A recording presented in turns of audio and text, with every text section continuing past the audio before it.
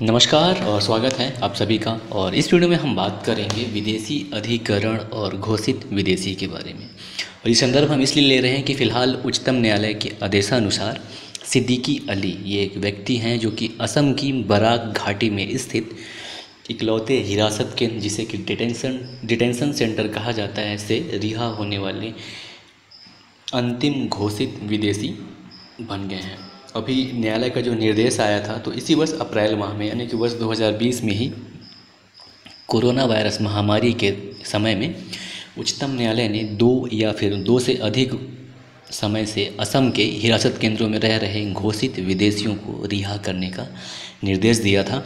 साथ ही साथ न्यायालय ने इनके लिए व्यक्तिगत बॉन्ड राशि को 1 लाख रुपये से घटाकर 5,000 रुपये कर दिया था।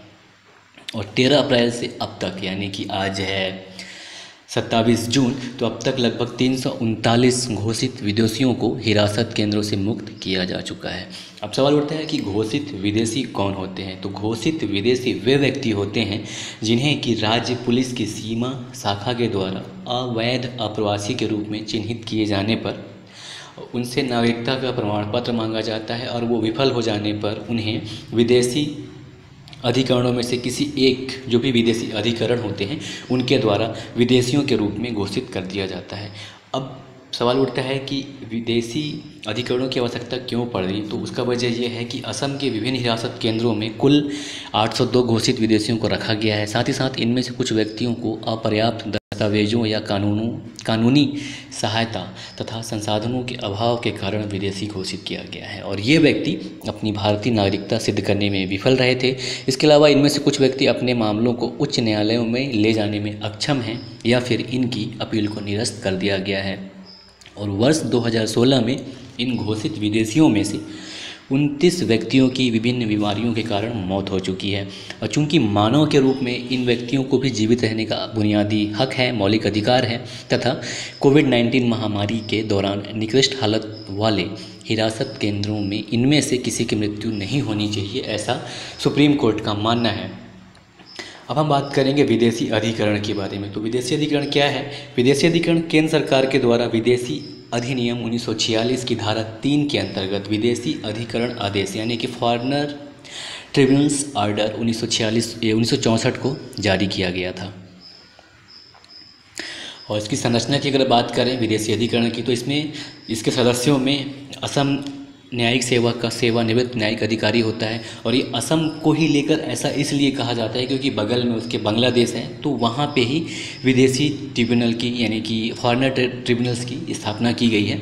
और जिसमें इसके सदस्यों में असम न्यायिक सेवा का कोई भी सेवानिवृत्त न्यायिक अधिकारी होता है, और न्यायिक अनुभव रखने वाला सिविल सेवक जो कि सचिव या अतिरिक्त सचिव के पद से नीचे सेवानिवृत्त नहीं हुआ हो, या फिर कम से कम 7 वर्ष के वकालत अनुभव सहित 35 वर्ष से कम आयु का अधिवक्ता को सम्मिलित किया जाता है। यानी कि इसमें 3 सदस्य होते हैं। पहला तो न्यायिक सेवा का सेवानिवृत्त न्यायिक अधिकारी होता है। इसके अलावा न्यायिक अनुभव रखने वाला सिविल सेवक होता है जो कि कम से कम सचिव या फिर अतिरिक्त सचिव के पद से नीचे सेवानिवृत्त न हुआ हो, वो चाहिए। इसके अलावा 7 वर्ष के वकालत का अनुभव रखने वाला कोई व्यक्ति चाहिए जो कि जिसकी उम्र कम से कम 35 वर्ष होना चाहिए। इसके अलावा विदेशी अधिकरणों की स्थापना कौन कर सकता है, तो हम बताते हैं कि गृह मंत्रालय के द्वारा विदेशियों अधिकरण आदेश 1964 में संशोधन के पश्चात सभी राज्यों और केंद्र शासित प्रदेशों में जिला मजिस्ट्रेटों को ट्रिब्यूनल स्थापित करने का अधिकार प्रदान किया गया है। यानी कि सभी अधिकार विदेशी अधिकरण, सभी जितने भी राज्य हैं वो विदेशी अधिकरणों की स्थापना कर सकते हैं। इसके अलावा इससे पहले, यानी कि 1964 से पहले ट्रिब्यूनल स्थापित करने की शक्ति सिर्फ केंद्र के पास निहित थी। और तो ये था विदेशी अधिकरणों की स्थापना। तो विदेशी अधिकरणों की स्थापना सभी राज्य सरकार कर सकती हैं 1964 के बाद।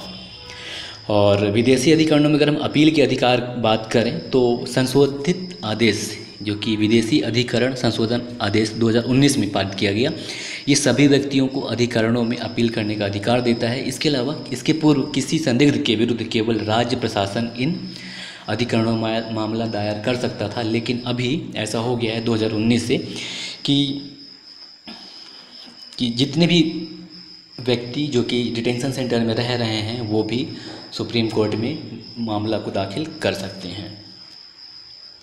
तो अगर हम मेनली बात करें तो ये जो विदेशी अधिकरण की स्थापना इसलिए की गई ताकि जो विदेशी व्यक्ति हैं उनको अवैध प्रवास से रोका जाए और जो अवैध प्रवासी की समस्या है उसको देश में ख़त्म किया जाए। इसके लिए विदेशी अधिकरण की स्थापना की गई।